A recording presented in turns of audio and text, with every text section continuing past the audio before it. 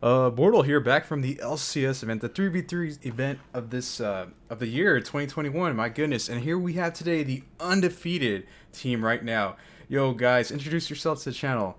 We are Uncle Jib's Bakery, comprised of me, Nick Petzold. Hi, Nick. Hi, Mike. And Jib. What's up, guys? How's everybody doing? So I heard you guys went undefeated in Swiss, but unfortunately lost in Top Cut, right? Yeah, The it was bakery got cursed. robbed. Oh man. So what decks did you guys use for this event? I use Virtual World. I also use Virtual World. And I used the rock deck. What made you guys decide to play these decks for this event? I've been playing Virtual World basically since it came out here, and that's been like the deck I've been mainly playing. I didn't really feel comfortable with any of the newer decks, like the Rock deck or Ditrons, because I thought the Ditron deck would have a target on spec, like everyone's maining Droll. So I just stuck with Virtual World, and I basically convinced Mike to join me.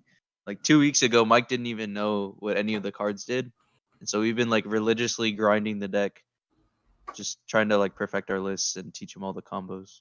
Yeah, so I played Virtual World for basically the same reason. I've been playing Drytron more or less the whole format, but ever since like people found out about like Cycle Reader, between having like 3 Cycle Readers and 3 Drolls and like basically everyone's side deck, you have a 57% chance to just instantly lose post siding. So I didn't really feel comfortable playing a Drytron deck for like an entire event. So I picked up Virtual World a couple weeks ago, like Nick said, and then I won the Attack of the Giant card tournament on Saturday at the Extravaganza using pretty much the exact same deck list that I played this weekend. And you know how I was thinking going into this is, if it ain't broke, don't fix it. So. Well, I think you guys made an amazing choice because you guys went undefeated in Swiss. And speaking of shoutouts, let's get those out of the way so we can start this deck profile. Yeah, all right. So first and foremost, shout out to my teammates. We wouldn't have gotten this far because it's a team effort sort of thing. Y'all played great. It's unfortunate we came up short, but we'll get it next time. Shout outs to Hani for running the tournament. Shout outs to Playmakers and Cheech. You guys are awesome. Shout outs to Daily Grind and Jerry. You guys are also awesome. And shout outs to BORTLE for doing our profile. And shout outs to my teammates' Twitches. Mike's is Trishula TTV, and Jib's is Playmakers 2017, I believe. Yeah. Yeah. So yeah, that's my shout outs. Man, Rob made me my own shout out. I see you, Nick. Oh yeah. Well, I guess the cat's out of the bag on that one. But yeah, huge shout outs to my Twitch community. You can check us out at Trishula TTV. We're pretty much live every Thursday, Tuesday, and Saturday at about 8 p.m. We're also going to be live doing like post-event commentary and celebrations. So if you want to check that out, come check it out. If not, that's fine. I understand. Also, huge shout outs to Team Playmakers and to Cheech. Gotta love Cheech. Also, huge shout outs to BORTLE. Thank you, BORTLE. And finally, huge shout outs to Empty Chair. Couldn't have done it without him. God, yes. Well, I do have the Virtual World list right here. I believe it's Mike's list, perfect 40. That's what I'm seeing. Would you like to take it away with this deck profile? Absolutely.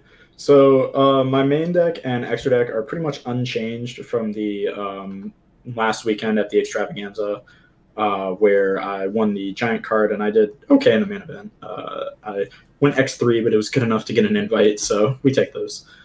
So to start off, we played 8 hand traps in the main deck, plus 1 driver, because it's a psychic soldier that rides into battle against the security forces on currents of lightning using an atomic amplifier and a side frame.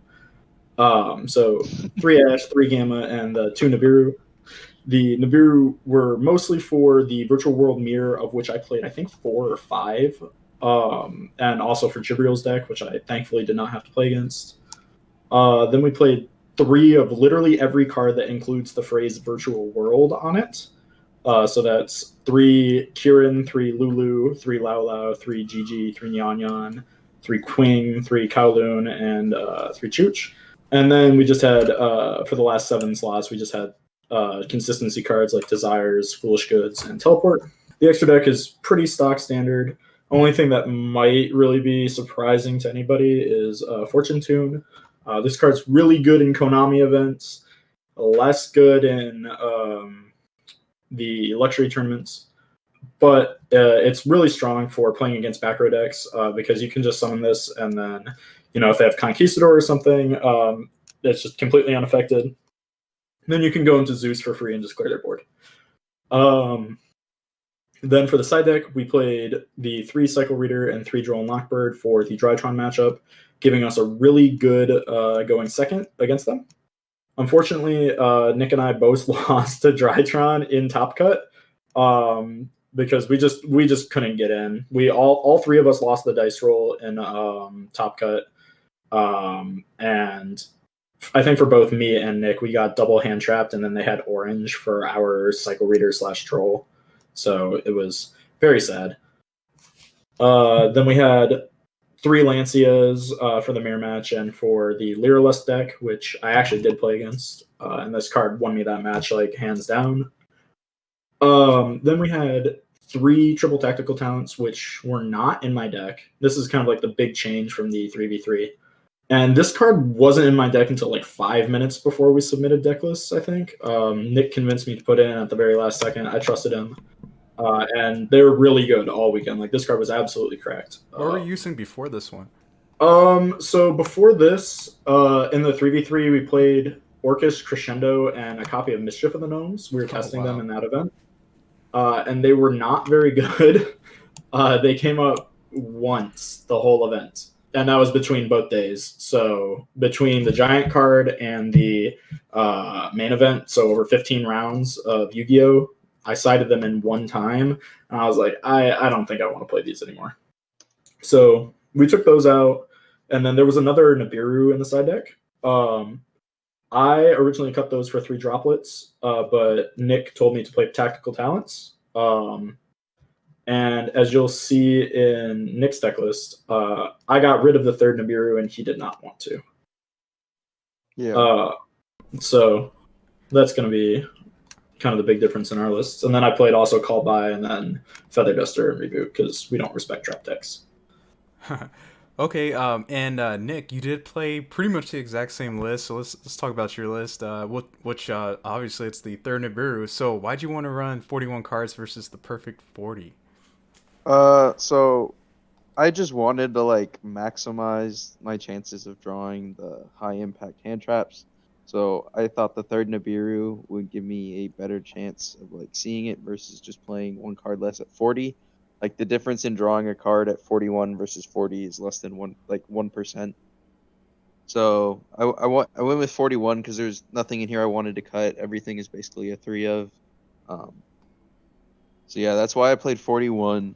And then our extra decks are exactly the same. So for the side deck differences, I decided not to play Lancia. In hindsight, that was wrong, but I thought there would be less Virtual World and that people would be playing the new combo decks. Like the Adamancipator deck, the Lyralist deck, like all these crazy combo decks, and I thought that Lancia was like a bit too narrow, which is like another reason we cut the Mischief of the Gnomes and the Crescendo. Like they don't come up enough. So I decided to play Ghost Spells because it hits both of the top decks, and like it has applications against the Eldritch deck because it can stop Sanguine. So that's why there's Ghost Spells. And the reason I didn't play Red Reboot and I'm playing Triple Lightning Storm is obviously is really good against back row, but the Eldritch decks have been playing Inspector Border. So having Lightning Storm as an out to border is really important because otherwise you can they'll just like pop your Qinglong if you try to negate it. So Lightning Storm is the only real out I have to Inspector Border. And that's the reason Red Reboot isn't in the deck. And as Mike said, talents, it basically does the same thing as droplets going second and like the matchups that you want it. So like Shaddoll decks, Dragoon decks, the Adamancipator deck. And it's also really good going first, like being able to rip hand traps out of your opponent's hand.